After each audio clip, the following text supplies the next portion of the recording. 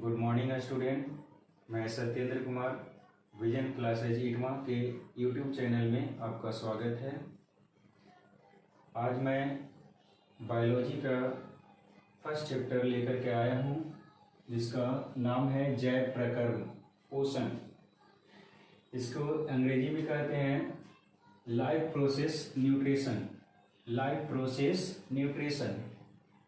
तो सबसे पहले हम जानेंगे इसमें दोस्तों कि जैव प्रकर्म क्या होता है।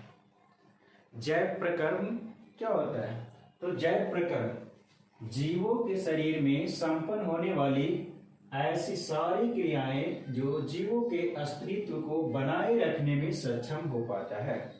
तो ऐसी समस्त क्रियाओं के सम्मिलित रूप को जैव प्रकर्म कहते हैं। अर्थात कहने का मतलब है कि जीव के शरीर में जो कुछ भी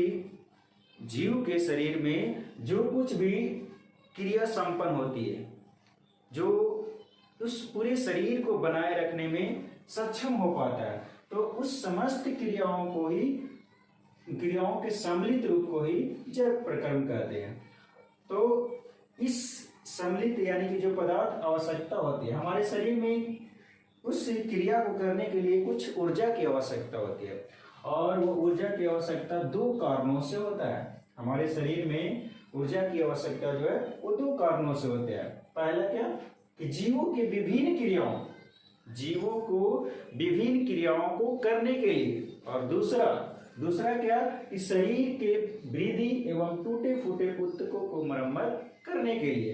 अर्थात यानी कहने का मतलब है कि हम लोगों को शरीर के चलने फिरने के लिए क्या होता है, ऊर्जा की आवश्यकता होती है। जो यानी कि कोई भी क्रियाएं, जैसे विभिन्न क्रियाएं, कहने का मतलब हो गया खाना, उठना, बैठना, कोई कार्य करने के लिए, कोई वर्क करने के लिए, तो ये सब करने के लिए हम लोगों को ऊर्जा की आवश्यकता होती है। दूसरा कि शरीर के को वृद्धि एवं टूटे फूटे ऊतकों को मरम्मत करने के लिए, अर्थात यानी ऊर्जा हम लोगों को इसलिए आवश्यकता होती है कि हमारे शरीर में जो शरीर के वृद्धि होना या टूटे फूटे ऊतकों को, जैसे कि कट छट जाए हमारा शरीर, तो उसको मरम्मत करने के लिए हम लोगों को ऊर्जा की आवश्यकता होती है। अब इसके बाद हम लोग चलते हैं कि पोषण। हमारा पोषण जिसका अंग्रेजी होता है न्यूट्रिशन। ये न्यूट्रिशन का मतलब होता है पोषण। तो ये पोषण क्या होता है? तो पोषण बहुत एकदम इजी डिफिनेशन है, सिंपल, कि जीवों के शरीर में होने वाली वैसी क्रिया जिसके माध्यम से जीव अपने समस्त पोषक पदार्थों को ग्रहण करते हैं, तो उसे पोषण कहते हैं। अर्थात यानी कहने का मतलब है कि जीव जो होता है वो उसके शरीर में होने वाली जितनी भी समस्त क्रियाएं हैं, और वो समस्त क्रियाओं करने के लिए जो पोषक को ग्रहण करते हैं, जैसे कहने का मतलब है कि जीव के शरीर में होने वाली वैसी क्रिया जिसके माध्यम से जीव अपना समस्त पोषक पदार्थ को ग्रहण कर लेता है। अर्थात यानी कि वो क्रिया जिसके द्वारा कोई भी जीव पूरे शरीर को मतलब कि पूरे पोषक पदार्थ को ग्रहण कर लेता है, तो वो ग्रहण करने की प्रक्रिया ही पोषण कहलाता है। और पोषण जो होता है वो दो तरह का होता है। पहला स्वपोषण जिसको अंग्रेजी में कहते हैं ऑटोट्रॉफिक न्यूट्रिशन। ऑटोट्रॉफिक भी सिर्फ कह सकते हैं या ऑटोट्रॉफिक न्यूट्रिशन। दूसरा परपोषण, यानी इसका अंग्रेजी होता है हेट्रोट्रॉफिक न्यूट्रिशन, या हेट्रोट्रॉफिक भी कह सकते हैं।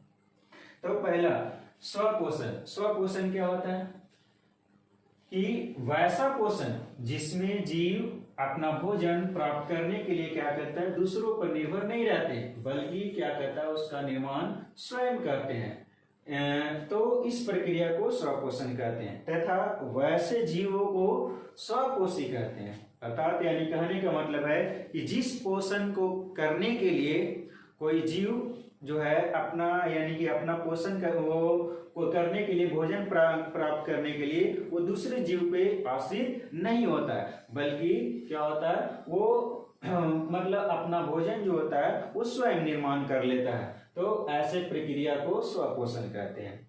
तथा ऐसे जीव को स्वपोषी कहते हैं। और जैसे कि हम कह सकते हैं समस्त हरे पेड़ पौधे, यानी कि हमारे जितने दुनिया में, संसार में जितने भी हरे पेड़ पौधे हैं वो सब स्वपोषण करते हैं, और ऐसे जीव को स्वपोषी, यानी कि ये सभी समस्त हरे पेड़ पौधे स्वपोषी कहलाएंगे। कैसे? क्योंकि ये समस्त हरे पेड़ पौधे किसी दूसरे से खाना नहीं लेते हैं, किसी दूसरे पर आश्रित नहीं होते हैं, बल्कि क्या करते हैं कि ये अपना भोजन स्वयं प्रकाश संश्लेषण के माध्यम से तैयार करते हैं। और कुछ ऐसे मतलब कुछ मतलब पौधे होते हैं जो कि दूसरों पर आश्रित होते हैं। अब दूसरा आते हैं परपोषण। परपोषण क्या है? जिसको अंग्रेजी में कहते हैं हेटेरोट्रॉपिक न्यूट्रिशन। परपोषण में कि वैसा पोषण जिसमें जीव अपना भोजन स्वयं न बना करके दूसरे जीवों से प्राप्त करता है। यानी कि कहने का मतलब है कि वैसा पोषण की प्रक्रिया जिसमें जीव जो है अपना भोजन स्वयं नहीं प्राप्त करता है या अपना भोजन स्वयं नहीं बनाता है, बल्कि वो किसी दूसरे जीव पे आश्रित होता है, तो वैसे जीव को परपोषण या वैसे प्रक्रिया को परपोषण कहेंगे, और ऐसे जीव को परपोषी कहेंगे। जैसे कि समस्त जंतु, यानी कि जितने भी जंतु वर्ग में आते हैं, जैसे कि मनुष्य, गाय, भैंस, घोड़ा, बकरी, ये सभी क्या है? ये सभी मतलब परपोषण है।